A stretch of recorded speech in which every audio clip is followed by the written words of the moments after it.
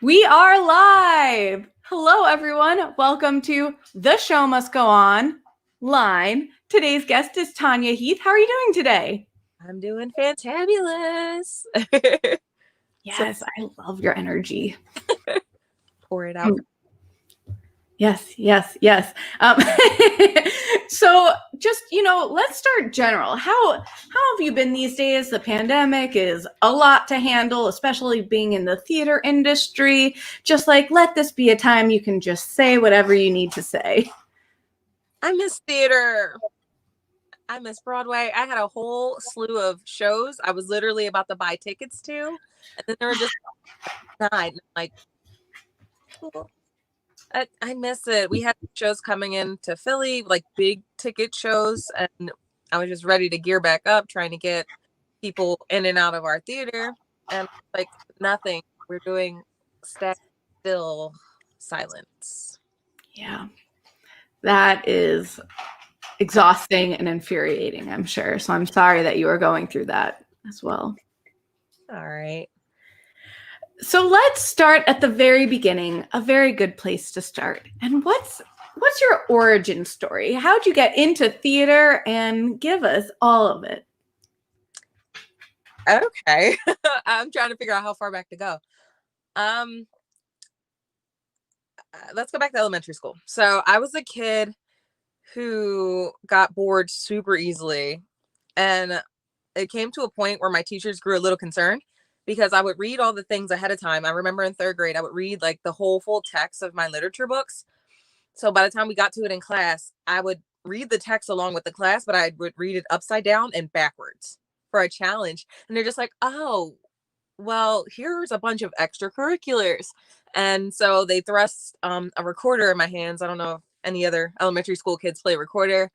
From recorder, that evolved into choir and clarinet, which evolved into me auditioning to get into a music school that's called GAMP here in Philly. I'm from Philly.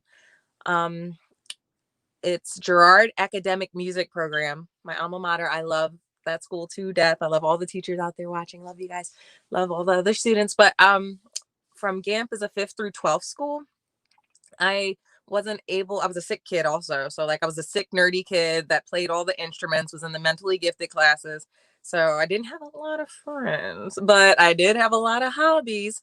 And basically I was able to enter 6th grade because of my sicknesses and my absences. So I spent 6th through 12th at GAMP.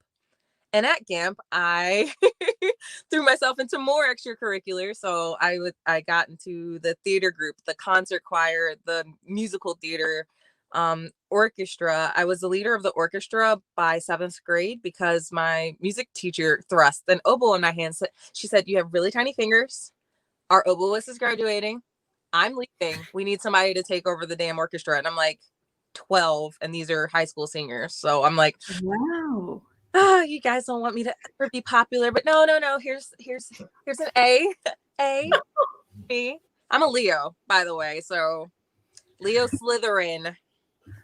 So we ambitious in here. So I was like, look, I was the marching band. I also clarinet, oboe. I taught myself how to play viola.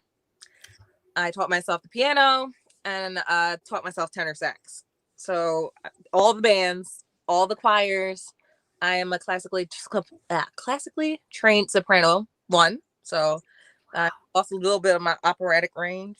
My voice dropped a little bit, but we can still get up there and belt sometimes. But it's a whole origin story of nerdiness. I graduated with my BA in what do you do with the BA in English? You get really frustrated, but we love it here. I got my BA in English from Wider University. I'm a Philly, Pennsylvania kid. That leads us to now. I found the theater. I work at the Forrest Theater still in Philly. And it's almost 100-year-old theater. It's the only Schubert organization theater that we have in Philly. So we are kind of like an expat of New York. So it's really, really cool because sometimes we'll get like Broadway news and I'm like, oh, we're important, but we're in Philly, not New York. So it's special to me. So I love, it's an ancient theater. it has its own little opera ghosts and like Philly history and creepy things, and I love historically creepy things. So it's been a blast. Like not only being part of the theater community where you perform and things like that, but also being seeing the back of house and now running the front of house. I'm just like, you get the best of both worlds. I'm in everything. So much, so much fun. Yes. Yes. I love that story. I love the range of what people say you should do as a kid and then building it into your own and really finding your own wings and the creepy stories and whatnot. We'll get into that in a few. I do want to, there are a bunch of people who are watching this now or in the future. Hello, future watchers. And you probably know this wonderful, wonderful Tanya through Ellie Silverman's story. Fun fact, Ellie and I went to college together. What a small world. What a small world. I was her journalism TA her freshman year. Oh my gosh. We're friends now. It was so funny seeing this Hamilton Usher story and then being like, wait, I know who wrote the byline, and then like looking at it and retweeting it and being like, look at this awesome story, and also it's by Ellie and I'm so proud. And it was just like this combination of like really cool happenstance. So how did that story come together? Ooh. Okay, so for anybody who frequents Broadway, whether it's in your hometown city or you actually go to New York, most of these theaters that were built on the East Coast are tiny. They were built for tiny people at the turn of the century, usually around like 1920s. So these are theaters with massive, like a numerous amount of seats for operas and things like that, but they didn't really take into consideration how people evolve. Of course, I mean, it was the 20s. It was like Broadway. So fast forwarding, the Forrest Theater, we have a capacity of 1,800 people, but for Hamilton, due to some of the stage arrangements and the speakers and everything like that, we cut it down to about like $1,750 per night, give or take. So by week 1, it was absolute Mad Max chaos of people trying to get into the bathroom, and everything was thrust upon us as well. You have to set up super fast. I don't know, for those who don't know, for Broadway shows on tour, like everything is a whirlwind. By the time the cast and crew were set up, they did their stitch probes. They were running the lights. They were doing all the tech week things, which it was like a tech day and a half. And then the front of the house, we're just running around like, that meme. I don't know if you guys watch SpongeBob. I love SpongeBob. The meme where like SpongeBob and Patrick are running around with their hands like, ah, literally us doing that, but like physically and then mentally, and you're just kind of like, okay, all right, look, we got to figure this out. So week 1 was kind of rough. It went really well. The pressers went really well, but by week 2, and it's sold out. It's Hamilton. It's sold out every bloody night. So by week 2, I'm just like, I gotta do something. And I have a background in cultural retail management. That's the other side. That's the other side of Tanya. But at the time, I was working at the Museum of the American Revolution, which I love. Visit them, but more. And I'm just like, look, if I'm used to running these huge institutions, the gift shops, I was running the gift shops, and if I can get kids and teenagers screaming into like lines and get them wrung out within like the time that they have to get in the gift shop, buy their thing, and get on the bus, like I do that for adults. So it literally scared the hell out of everybody. I got onto a piano bench, like our ancient piano bench in the basement, and I'm like, ladies, because it's always more women in the bathroom line than men. I'm like, ladies, this is what's going to happen. This is what we're going to do. And I like grabbed 4 of my ushers. I'm like, I'm going to make a zigzag, and we are going to loop through the entirety of the basement, You will get in and out the bathroom. You're going in one door. You're coming out the other door. We're going to get through this. And everybody's just like, you know, like when you introduce something novel, people are just like, what? You crazy? Like, and literally from that first night, just flying by the seat of my pants, I was able to pick up a pattern. And I'm just like, yeah, so I don't have turnstiles, but I do have ushers. So I'm like, I need you to stand here. I need you to stand here. We're going to make an S shape. We're going to make a U shape. And then we're going to lead them up one of the stairwells, because once again, it's a theater built in the 1920s. We did not have an elevator. We don't have an elevator at the Forrest Theater. So it's just all stairs to the main bathrooms. And if you could make it down there, you have to wait on the stairs. It's any Broadway major theater. But so by the time I got the line wrapped through the basement and going up into the box office, at one point my manager is just like, what is going on? So she came downstairs and she's like, what is this? And we had never had a show as massive as Hamilton. We had Jersey Boys, which had a huge turnout, about like 14 to 1600 people. And then Book of Mormon had a huge turnout, about 1,500 people, but nothing ever to the caliber of Hamilton, where people, I also did the line where we were selling the raffle tickets to even be able to, you had to stand in line to even be able to buy tickets at the box office at one point in Philly. And Wow. we didn't even get Hamilton to the end of August. So it was just constant lines and chaos. And I love me some chaos. Don't get me wrong, but not at my place of work. So I'm just like, it worked at the Philly Zoo. It worked at OR. It's going to work here. So I implemented basic retail business strategy on people fighting to get into the bathroom lines. So there are 8 shows per week. And with each show, I was just like, this has to get bigger. This has to get better. We have to keep moving. It has to go faster, like harder, better, stressor, faster, stronger. So I'm literally like, ooh, this intermission, we gotta go, we gotta get the job done, we gotta get people back in their seats, we gotta see the second act. So it became this well-oiled machine by the time Ellie was able to visit, and I had a spiel going. I had people prepared. I had designated ushers, because the more organized, here's a catch, the more organized I got the ladies' room line, the men's room started getting unruly. And I'm like, how rude. I never see this many men. Never, ever, never, ever. Usually men, or at least at the Forest, they'll hang around the bar, they'll go around the merch. But I'm like, what are y'all like? And I didn't realize that people were just coming down just to come down to see what the hell was going on. So I'm like, you have the merch, you have the bar, you have the bystanders, you have the people who are actually in the line. And I'm just like, I don't have enough ushers for this. I had to literally recruit at a maximum 8 different people for intermission alone to help me orchestrate these lines. So by the time Ellie got there, I didn't even know that she noticed me, but I did the spiel. I got on the piano bench every night. I lost my voice because of this. Like, your customer service, your retail voice. I lost my voice. It was ghost by like September. So we had Hamilton from August to November. By like the middle of September, I'm just like, please, but faking the funk, going through like throat coat, Vicks, like prayer.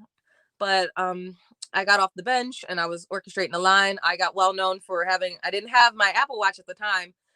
Poor people problems. But I had my iPhone, so I would run the timer from the moment I am not throwing away my shot, blackout. The second I literally had my head with this phone outside of the curtains, like as soon as the lights were on, it was just like, lights are on. We got a walkie-talkie system, and it's just like, lights on. I'm calling this intermission for like what, 9:15 p.m. We are going down. I'm getting the line started. And then as soon as people would start running down, because you tell them the bathrooms are in the basement, I'm like, nuh-uh, right here. You're right here. And they're just like, you're not kidding. No, ma'am, right here. I am the end of the bathroom line. I physically walked most women into their spots. Like, you are going to find me. Hello, I am Tanya. I need your cooperation. I am your chief usher.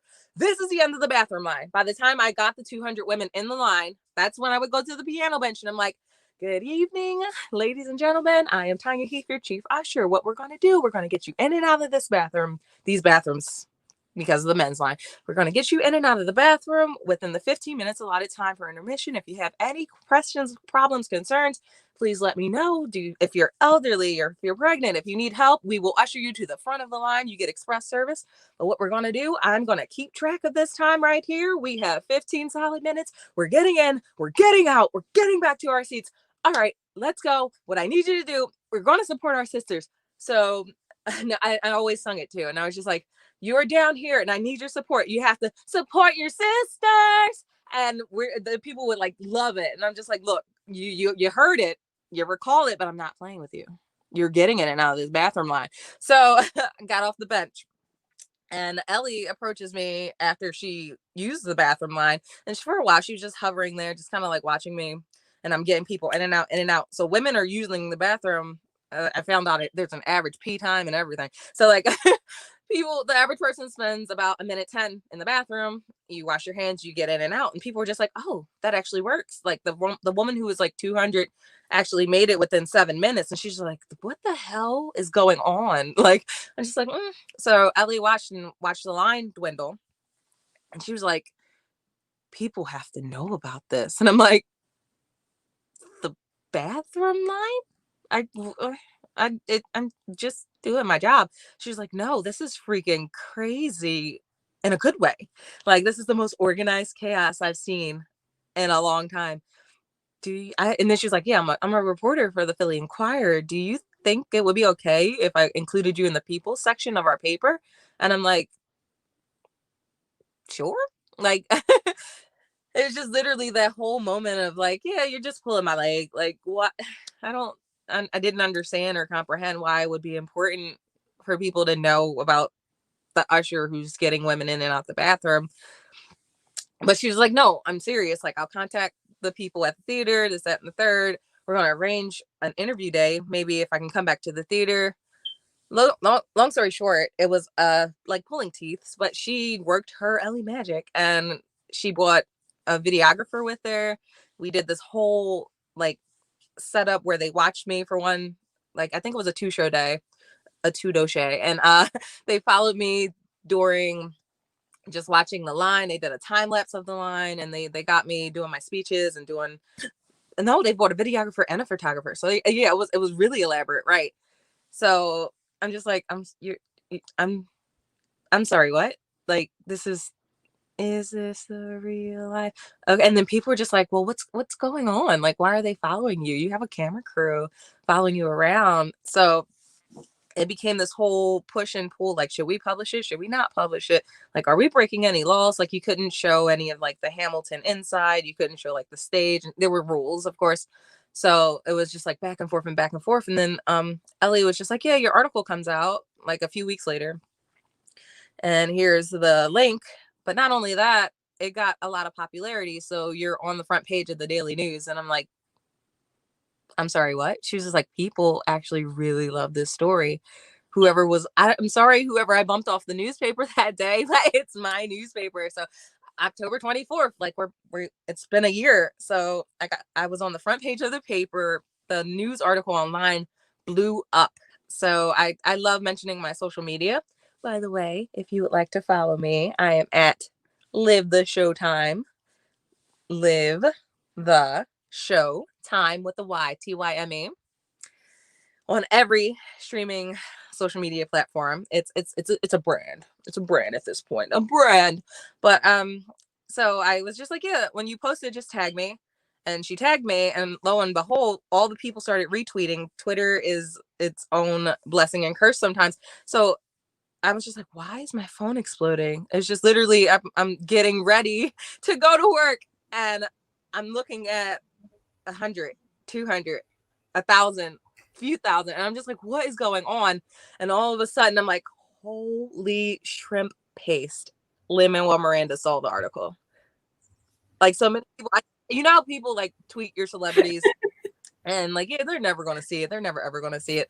But he saw it, and I'm just like, what do you do? What do you do? What do you do? What do you do? Like, how? Oh God. I'm geeking. Like, so Lynn saw the article and he was just like, he gave it like a really good review. So like once Lin retweeted the article under his massive moniker, it's still getting views to this day. Like it's in the millions. So I'm like, thank you for the traffic, but holy shrimp, it's Lin-Manuel Miranda. Like, what do you do? What do you do? What do you do? And he follows me on Twitter. It's Lin. Ooh. I know. I think I'm gonna adopt him as like the cousin I never had. Oh my gosh! So it's been such a blessing over the smallest thing, and the biggest kickback I've gotten were from other women. They're just like, "Thank you for taking care of the ladies." Like, it's a quote, a historical quote from Abigail Adams. Remember the ladies, and a lot of people were just so gracious about something that was so, or well, it's otherwise insignificant. Like usually people want to milk you of your time and your money during intermission, and the fact that like I was able to get these women and men in and out of this line about a volume of maybe the worst I've seen was like 475 for a 15-minute intermission that sometimes got stretched to 20 minutes. Thank the stage manager gods. Thank you, tech. Thank you, tech. Because I had them in my ear and I'm just like, please hold, please hold, please hold, please hold. I got 25 people. Just please give me another minute and I can get them upstairs. There were even people that I would walk upstairs if they were last in line. Like I would usher them to their seats. But the latest that I've ever sent a person back to their seat was Act 2 when Thomas Jefferson's coming down the stairs. So it's about what, a minute and a half into Act 2. You didn't miss anything. What did I miss? Nothing. Because you're going, yes, enjoy Act 2. So like I had a whole, it was so much fun, but it was the most random thing to go viral for. And I was just like, I don't have enough toilet jokes for viral. Like I don't, like that's why my profile is just like bathroom commanding whiz kid. So it's just like I don't have enough. Oh gosh. So the world turned upside down and here I am, and I'm just so grateful, and it's been so much fun connecting with the other nerds and Broadway kids out here. I love this story so much. I love all of your Hamilton references. Strong references. And I love the what did I miss? Nothing. And especially, wait, can you sing the line that I tweeted out that you did in the story? Because I want to hear it. Oh my gosh. In the customer service voice. So the iconic line that Lynn also commented on, I would usually say this around minute 11, which I decided because most of the times the stage managers were giving us that 20-minute cushion, but you never tell the customers that.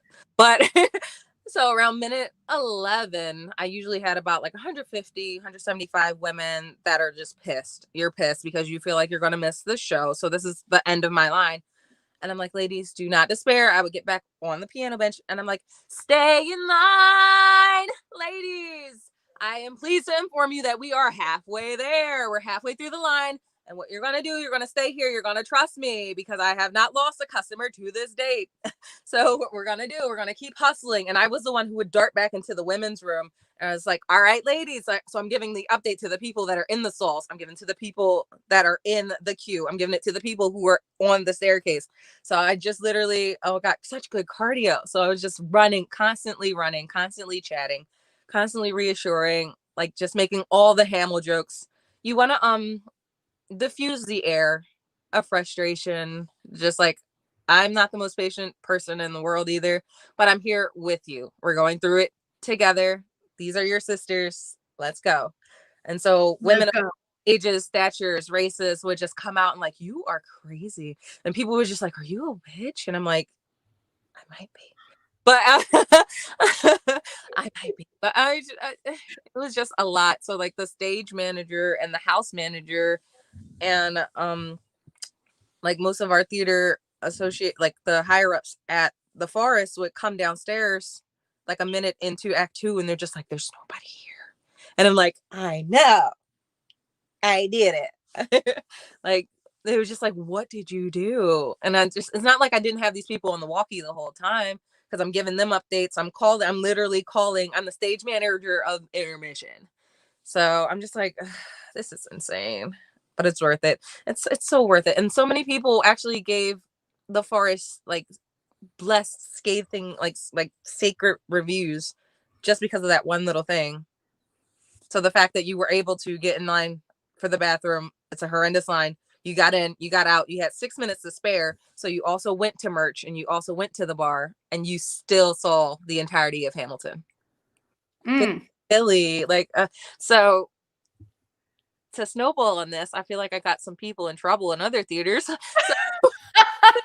I would get all these tweets just like, yeah, now my manager's implementing this like new policy, and now we have turnstiles, and we have like line posts and stuff like that to get people in and out of the bathroom. And I think it's your doing. Like, it would be playful, but people would be so irked, and then like people would just like, well, why didn't I think of that?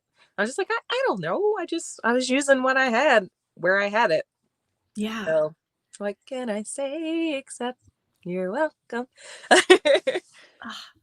It was fun. It's still fun. These references are non-stop. And it's not premeditated. So these are just coming. Yeah. Brilliant. No, for anyone who's watching, and there are a lot of great comments, and we will get to them in a minute, but bathroom lines at shows are no joke. I mean, you heard that whole story. I will just say from my point of view, as someone who automatically, you get your ticket, so pre-show, go to the bathroom. Intermission, the lights go down, you go straight to the bathroom. You can get your drink, you can get your merch, you can go on your phone after, but you are, and like some people think it's crazy, but I go, not all shows have a head usher who is as concerned about getting you from the bathroom back to your seat before Act 2 starts. And you don't want to miss what I missed, because it is such a strong way to start Act 2. So, and I mean, there's a lot of great opening Act 2 songs, but I have such a plan, right? It's like you do this and then you get out and you look at your exit strategy. And I appreciate so much someone who's in charge of this also taking charge and enjoying it. And all the Hamilton references keeps people in that positive mindset, even if they are stressed out going to the bathroom and being like, will I really make it? And then hearing you do those references and singing and being playful, I think, like you said, diffuses the air, but it really gives them the sense of like, oh, okay, she's not joking. She's not just saying this so that we won't stress out. Like, she cares just as much as we do. You would, sometimes kids would come in full cosplays. So I would always go and I would curtsy. I'm like, hello, my lady. Thank you for waiting in my bathroom line. This little sister right here, she's with us. She's in it. And like, they would just enjoy it. So I made a lot of friends. It got to a point after the article was published that people from Philly, I mean, people travel for Hamilton. People come from like worldwide to see it. So with Lynn retweeting the article, I would have people like literally, I would have at least 50 to 70 spectators. And I'm like, it's okay if you can watch me, like, please. Like, I need some sort of weave. I need to get in and out. This is still my job. I still have people in the bathroom line. People would stop me and just like, oh my God, can I get a photo? And I'm just like, oh my goodness. Like, of course you can. I'm a Leo. I will never deny a photo. But I'm also at work. So can you please stand right here? And all right, sure. All right. Please tag me. And I'm like, oh my gosh, it was the best kind of chaos. But could you have ever imagined, because you are an actor and writer in your own right, that this would be the thing that would springboard it? No, but like, look around. Like, what are the odds? The gods will put us all in one spot. But I'm like, like, I never did I imagine that, first of all, we would be the ones hosting Hamilton. And since we had it, you had to be on par. So, yeah. Oh my gosh. And then being a Schubert organization theater. So New York found out about it. So it kept getting all these accolades, and then people would just email my bosses and they're just like, oh my God, who's the girl? And we went to the Schubert Christmas party in New York at, oh my gosh, you're gonna kill me. What's the location? The one with all the portraits. Oh my God. Oh, oh my gosh. Starts with an S. No, I can't think of it. Oh my gosh, I'm such a bad theater reporter. So, Sardi's. I was about to say, Woo. I have to Google it. Sardi's. So we had the Christmas party at Sardi's, and they're just like, "You're the Philly Hamill bathroom girl," and I'm like, "Hello, Philly Hamill bathroom girl reporting." So it became like a darling thing, and people were just like, "Oh my God, you're real," and I'm like, "What did you expect me to be? I'm not. It's not a two-faced thing. I'm still just in real life." You're real. It's not like it was a cartoon article. Like there was a video and photos. That's so funny. Okay, so I'm going to put on these lovely glasses. We were talking off screen before about how fun it is with these ring lights and your glasses. And it's a whole thing, but we are working through it. We are figuring it out. And okay, I'm going to start at the top. Andy saying Hamilton bathroom ushers, regardless of the city, have always been really good at getting people through the bathroom.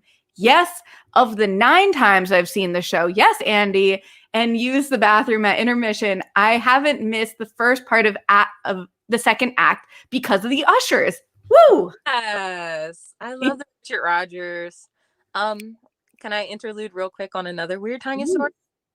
I was one of the original like line waiters, or what do we call it? Like the rush when you wait in line for Hamilton. So I started line like during the winter of like 2015 to 2016. Every time I went to New York, I was most often in the Hamilton line. So the Did you see it original cast?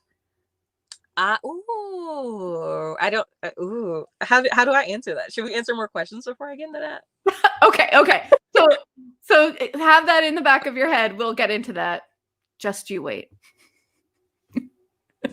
My mom, also named Tanya, but with an I, says, it is definitely strange hearing you say my name as doing things that you do. Yes, it is. It's a very unique name. Yeah. Hi, Mama. Mama Medney, as we call her. And it's very funny. Yes, Tanya. And then Andy, once again, saying, oh my God, I love Tanya's Deathly Hallows tattoo. Big fan. Nice. And Judy saying Tanya is great with the show references. Yes. Oh my gosh. So Andy and Judy are 2 of my Showtreons. That's the bwaySHO Patreon squad. And thank you for the support. We love you. And we throw references out there every time we do like trivia or we have like our monthly video chats. And so anytime we encounter other people who do just as many references, we appreciate that. Yes. It is a strong move. So we appreciate the bathroom organized nature that you have and the show tunes. You are just perfect. You have everything. You really, I mean, this is the complete package right here. Thank you. Yes. I love you all. Judy saying she's one of us, which just makes me think of one of us. Look.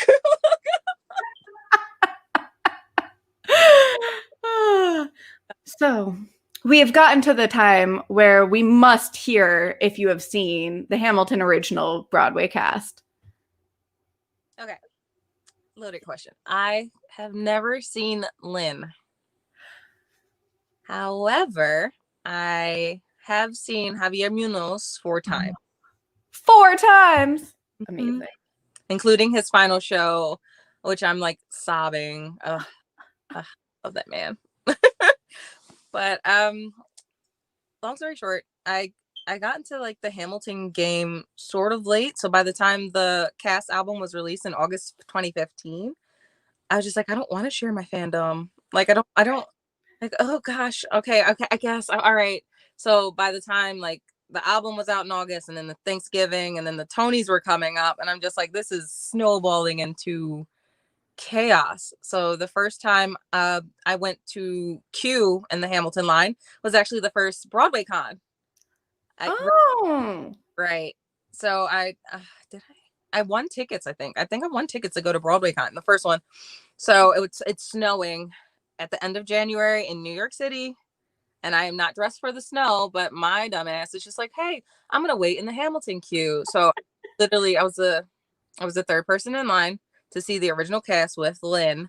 But at the same time, I'm just like, should I go to BroadwayCon? And this tells you how loyal and loving the Hamilton fandom is, because the people who I was with all day, this was like a 13 to 14-hour wait because I was just in the line to just be in the line.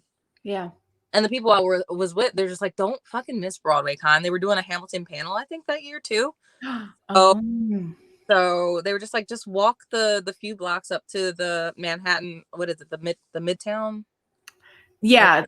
Near It's a Hilton, right? Yeah. Yeah, the one that's near Radio City. And so just like walk from the Rogers to the Hilton and enjoy the platform for an hour and just come back and we'll hold your spot in line. And I was just like, I can't ask you to do that. And they're just like, we're not going anywhere. You were here longer than us. Go to BroadwayCon, get your swag, enjoy the panel, and come back to the damn line. So I did that, got back to the line, and it's showtime. So they're letting people in for the last few minutes. And I misunderstood somebody earlier in the line that said that you can pay, you can split a payment like cash and card. Apparently you cannot do that when you're in line for rush tickets. So by the time I got to the box office, I didn't have enough on my credit card. I had like half cash, half credit. And so they were just like, well, either you go to the ATM across the street and figure it out, or what are you trying to do here? And I was like, you know what? Because they offered me 2 seats, and the people right behind me in line, number 4 and 5, were a high school girl who was on tour, like touring colleges, and her dad. And I was just like, I went outside in tears, and I was just like, I know we did this all day, but I'm relinquishing my tickets to you. Please have it. Enjoy Hamilton. And I walked away and I cried in the Times Square Starbucks. I'm getting emotional right now. Like I had a chance to see the original cast of Hamilton, and I didn't have enough money on my card. Gave away the tickets. I'm still friends with her to this day. So it was heart wrenching, and I shared the story on Twitter because everything's on Twitter. And long story short, I had started following Javier Munoz as he was going through like his cancer treatments and things like that. And he was new to Twitter, and I would give him pointers, and I was just like, you know what, you can mute this, you can block that, you can do this, that, and the third. So I would just like mention him a whole bunch and just send him like positivity and things like that while he was going through his treatments. And I think he found out about the story that I gave my tickets to the high school girl. So by that April, I was just like, all right, it's warmer. It's April 2016. I'm going to go to New York, and I'm going to get in these damn Hamilton lines. And I always pick the 2-show day guys for rush tickets. So smart. So it was either always a Wednesday or a Saturday. And it was the week that Lynn was finally going on his vacation after Whirlwind. So I'm in the line with my boyfriend at the time, and I'm in this line. I'm just like, we are not leaving until we get Hamilton tickets. I don't care if we starve. It was literally, I was one of those like 5, 6 in the morning people that were in the cancellation line waiting for tickets. And we got to a point where it was about like 8, 9 in the morning. And then I get a message from Javi, and he's like, oh, you're waiting in line. I left your name at the box office. I have 2 tickets waiting for you. All you have to do when the box office opens is go and pick them up. And I'm like, I'm sorry, what? And he's just like, yeah, I have 2 tickets waiting for you. So I'm like in shock. So when the box office opens at 10, I'm like, yeah, are there tickets for Tanya Heath? And they're just like, yeah, and it's from Javi and blah blah blah. So I paid for them, the family and friends, and I'm literally have the tickets in shock, and I'm like trying not to cry on the streets of New York. And it's just like, oh, by the way, you can come backstage too when the show is done. And I'm like, what? You want me to what? I can do what? So Javi has always been my forever Hamilton, and Hamilton. I went backstage and I met the original cast except for Lynn. So it's been a huge saga of Tanya and Hamilton things. And Javi is the most gracious person. I gave him I had this whole gift bag for him. So every time I'm in New York from that point on, I became the Richard Rodgers stage door girl because they have the same staff there. So I would always knock on the door, and Jimmy the door guy would answer, or somebody would answer, and I'm just like, hey, I have this for Javi. He's expecting it. I would just give him random cards or presents or something like that. And the one cop that was always there, he's just like, "Hey, Philly girl," and I'm like, "Hey." But I was always, it's tradition. I have to go past the Richard Rogers. Even to this day, if I'm in New York, I always go past, and now we have the store. So I always go into the store and I always go past Rogers just for good luck. But like oh my gosh, I'm such a Javier Munoz stan. That man is everything. I love Javi. Yeah. Here's a fun story. Petrified half to death, shaking as I'm going in the stage door. Open the stage door, do the clearances, and Jonathan Groff is standing right there. Groff sauce.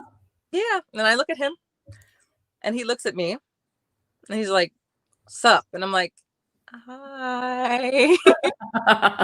He's just like, are you just gonna be a weird asshole about it? And I'm just like, I might be. He's just like, okay with that. And I'm just like, why? Don't flirt with me, girl sauce.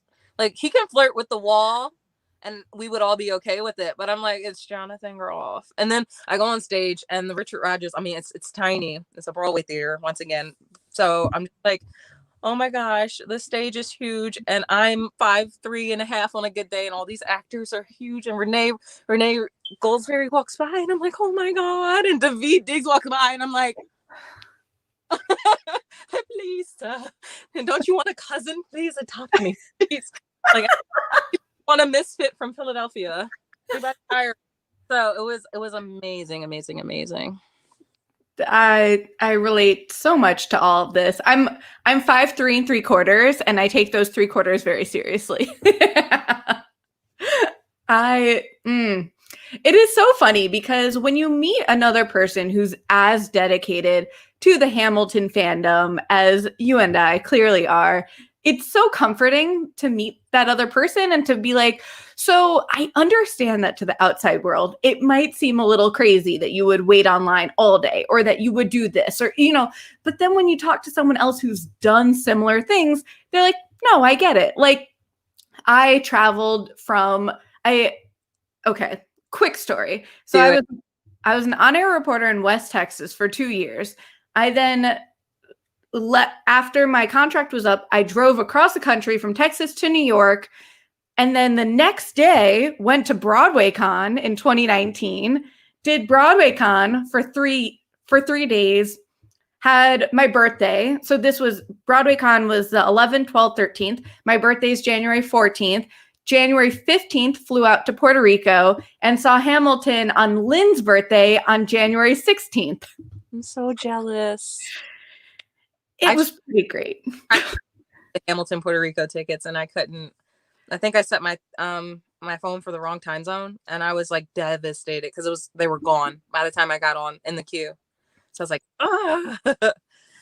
It was a fortunate thing that I had been working the morning shift because I did the morning show. And so I was, even though I think it went on sale on a Saturday, I still, wake up crazy early at like 2:00 in the morning to do my shift, that I was just up and I had it. And I don't know if you happen to see this, but this is my Lin claim to fame, but on his birthday, the second show, he came out. So the first show, everyone sang happy birthday and he came out like surprised, but in the second show, he knew that everyone was going to do that.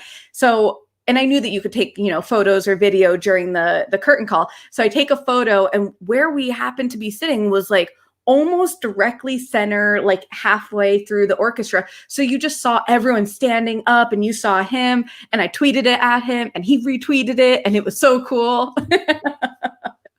That's my claim to fame. That's my on Twitter, as you know very well, Twitter, you have a pinned post. That is my pinned post. Good Lin times. Good Lin times. Hold on. Andy. So Judy saying, I was 4'8.5". I appreciate the the dedication. Anyone who's tall doesn't appreciate how short, or as I say, fun-sized people really appreciate these minor details in our height. Yes. And then Andy said, I once had a lady try to give me her credit card because she was behind me in line to try and buy tickets when we were waiting in line. I mean, y'all.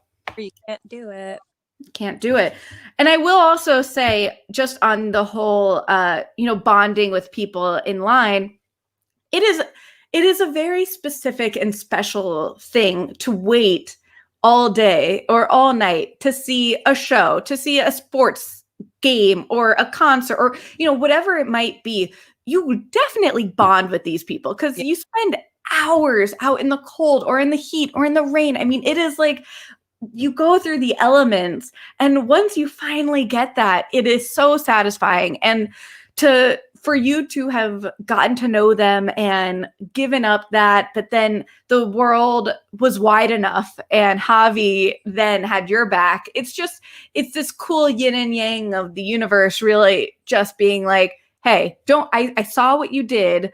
Don't worry, you're not going to see it today, but it's going to come back and you're going to go backstage, and that's going to be awesome. Aww. And then you, like, when you're the seasoned vet of the cancellation line, you start people advice like, yeah, pass it on to the young. Yeah. No, so like, yeah, everybody, I don't know if you remember this, but for a time at the Marriott Marquis, they on the bathrooms because the Hamilton cancellation line, people would go into the Marquis and like use the heat in the bathroom. Well, that's my place. It should be everybody's place. It's worth the free pee just to go up there. So I started like having an adaptation strategy, like go to the 8th floor, pretend you're just a patron, just walk and go to the elevator to go up to the 8th floor where it's free. It's the lounge. Go to the bathroom up there, honey. Like, you don't even have to go to the 2nd floor. So Starbucks run. Anybody want Starbucks? Like, it was winter time, and then we had like fleece blankets. People would just like leave, and I'm just like, yeah, you can go down the street. There's a Kmart down there, that new Target they just built. And I was just like, are you sure you're not from the city? I was like, no, I just come down a lot. Like, I just come here often. We would go across the street and get pizza. Like, it became a whole thing. And then like me being Tanya, I'm such a like pleasant creep. So like when celebrities would go by, I'm just like, oh, do you know who that is? You know who that is? There, like the first time during that Broadway con in 2016, they tried to hustle Alicia Keys in. And I'm like, I know who you are. Like, I've seen this. Yeah. So the same thing happened to me. The last show I saw before quarantine this year, our shutdown, was by a stroke of fate. I was actually able to harass, like lightly, a little, the people in the box office at 6. So they're just like, yeah, we may or may not be able to let you know that if you hang around, you might get some cancellation tickets. And I'm just like, I'll wait. I'm willing to wait for it. So meanwhile, while hanging out in the darn box office at 6, Lucy Moss walks by, and I'm just like, oh my God, thank you for everything that you are. And like, there's this like, 12-year-old girl next to me, and she's been like copying my behaviors the whole time, like just getting hype. We're singing along to the entire like discography of 6, and Lucy Moss walks by, and I'm just like, that's great. She's one of the co-creators, and she's just like, oh my God, this is so cool. So it's just like, it's another, like, you're just passing on the legacy, and you just never know who's watching you, or like what joy as a Broadway head you can spread to other people. So it was so much fun. And oh my God, the women of 6 are so good. So good. What is a legacy? This. No, I'm trying. I'm busting butt. Yeah. 6 was actually the last show I saw as well. Yes. So good. It's so good. And I do love the combination of the herstory and the female empowerment, and then the female empowerment of work in Hamilton. Yeah. Ladies are over one city at a time. Let's go. So girl.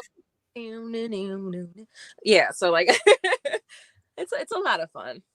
It really is. So, okay, I feel like this time has been racing by. So I have a few other things that I want to ask. But first, let's go with, are there any nonprofits or charities that you would like to shout out today? Ooh, today is the last day of Supernatural. Oh my God. Supernatural's been in my life for 15 years. And if anybody's out there can relate, I'm wearing my Castiel skater dress. I don't know if you can see it that well, but Castiel skater dress, sitting here on my bed with my flannel sheets because it's cold. But Supernatural ending. I have here Jared Padalecki's pin. He does frequent charities for Always Keep Fighting, his like suicide and depression like prevention and awareness So I would like to say, anybody struggling out there, you are not alone. You define you. Always keep fighting. It's such a good philanthropy. Second thing I would like to post would be post. Wow, see, I'm used to Twitter. Second thing else, I am part of an online theater community called the Quarantine Queens. So if you are interested in Zoom theater of all sorts of types, please join us on any social media. You can just easily Google the Quarantine Queens, and we live stream on Facebook at least twice a month. And this month or this week, and we have 2 major films coming out, and it is going to be amazing. So if you want like 45 minutes, an hour's worth of theater, just like we're doing now, join me then at the Quarantine Queens. And what else? I had this whole spiel in my head. I'm so glad and I'm so proud of you all for voting. Thank you for voting. Black Lives Matter is not a moment, it's the movement. We are not going anywhere. We are being super progressive. We got this. This is our nation. We're taking it back. We're turning it. We're gonna flip some tables, Hamilton and Lafayette style. We're doing it. And once again, if you would like to follow me and join me on the craziness, I have crazy platforms. I just went mildly viral on TikTok, you guys. For Hamilton again. I'm doing a Haunted Philadelphia series, and a lot of people don't know that Hamilton spent 10 years in Philadelphia. Hamilton, Eliza, the whole family, the whole shebang. Philadelphia was the capital of the United States, the second capital after New York, for 10 years while they built DC after the room where it happens. So we have a lot of haunted Hamilton here. The first Bank of the United States is here. So it went viral on TikTok. So please join me on TikTok. All my platforms are at Live the Showtime, time with a Y. And it's been the best. I've had a lot of fun. I'm a nut. I'm a nut, y'all. You'll see my pets. It's been a lot of fun. That is so fun. I've been trying to work up a good TikTok to just get started, but I feel like I should just go for it. There's so many Broadway heads and Broadway kids that like, especially all right, here's my secret. Do something on Hamilton. So that way, great. You'll get on people's feeds. And from that moment on, boom. So it's thank you. Javi just joined TikTok. Hey. Love him. No, Javi was my first ham as well. And there's something special about your first ham. There really is. Have you watched and also quick side note, I know when we say original Broadway cast, it's okay, bud. I know you want to watch Hamilton again. We'll do it soon. Okay. Cool. I like to have conversations with Slim. Here, wait, I'll give you a little, there he is. You like that, Slim Ball? He's been my pride and joy throughout. And Instagram is also fun. Yes. But Lin and Javi really like co-created that Hamilton role through all the rehearsal processes. And it's so even, yes, in some ways it's like the original Broadway cast, but also he really is also an original Broadway cast member. So are the swings and all of them. So I feel like I wish there were a better way of phrasing it, because like if you saw original Broadway cast with Javi, you saw original Broadway cast just without Lin. Yeah. It's like a semantics of it all. I don't know. Aww. Who knows? Slim, you're okay, bud. I feel like I'm gonna do a TikTok of him just chilling out for hours, and then the second I'm about to go live and do an interview, he all of a sudden needs to go outside, which he is going to start scratching at the door if I don't let him. All right, bud. Okay, it's okay, Slimbo. And now he's gonna start barking. And I am back.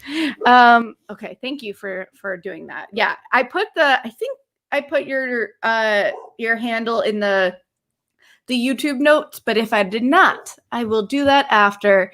And I tweeted and on Instagram your thing, so you can just tap on the face and your handle will come up. I know social media. You tap on the face.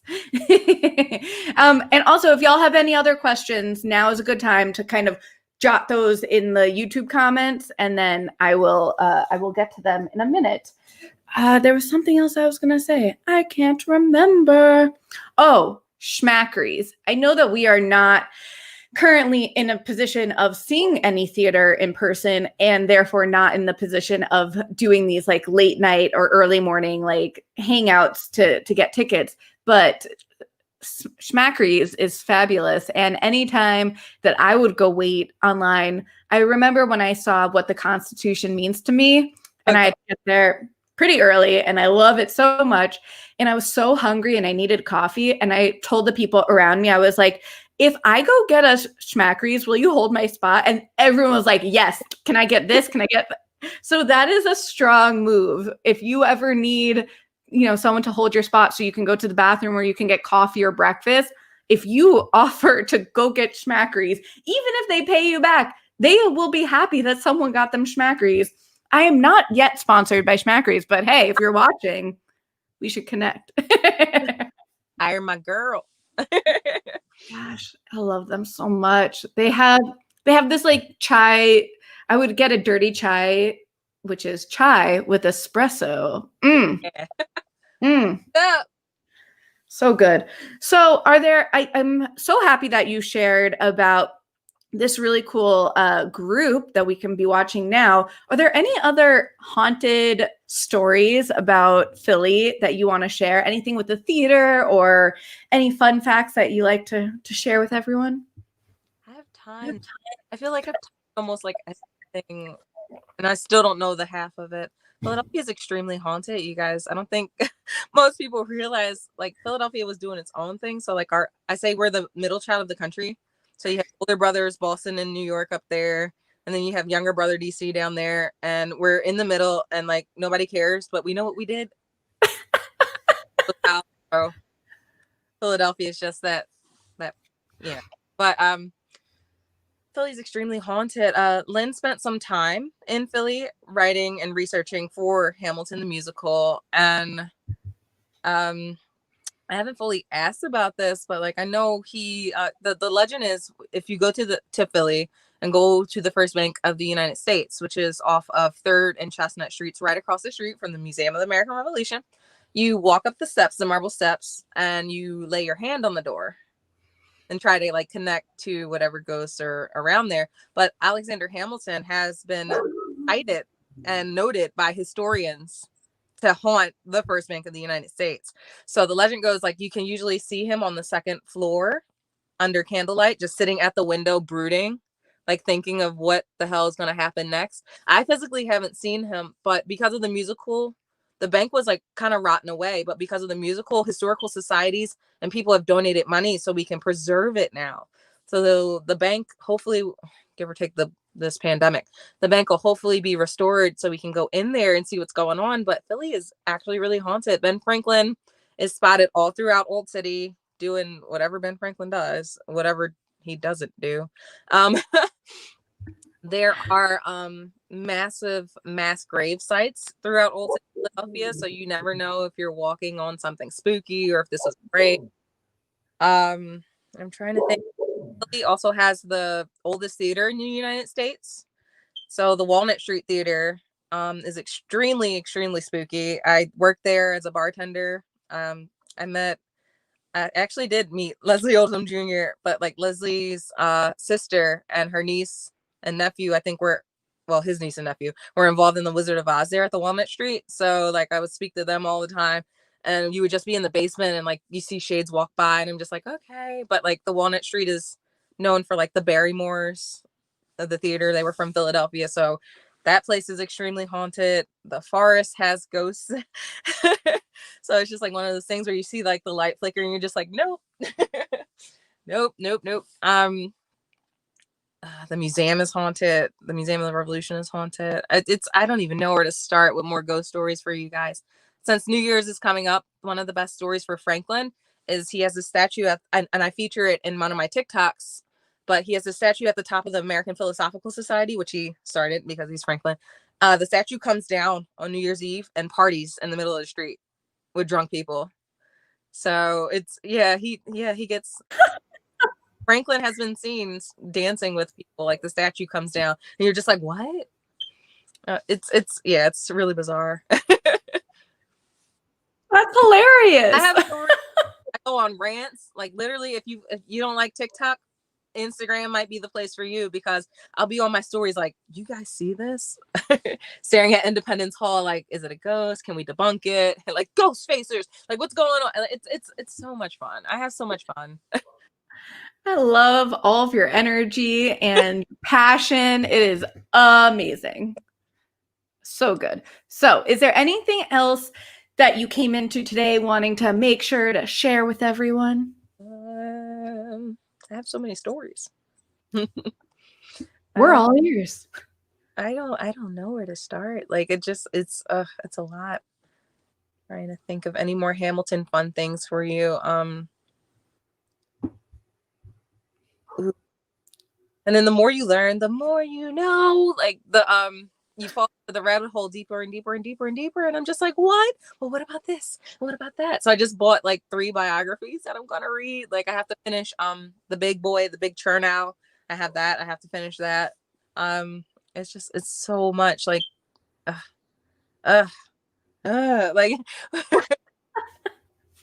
more nerdy things appeared like 6. So I'm just like, oh, I gotta learn about that, and I gotta learn about this, and then Hades Town, and I'm just like, why is this happening? Just take all of my love for all of the nerdy Broadway. Oh my gosh, I love it.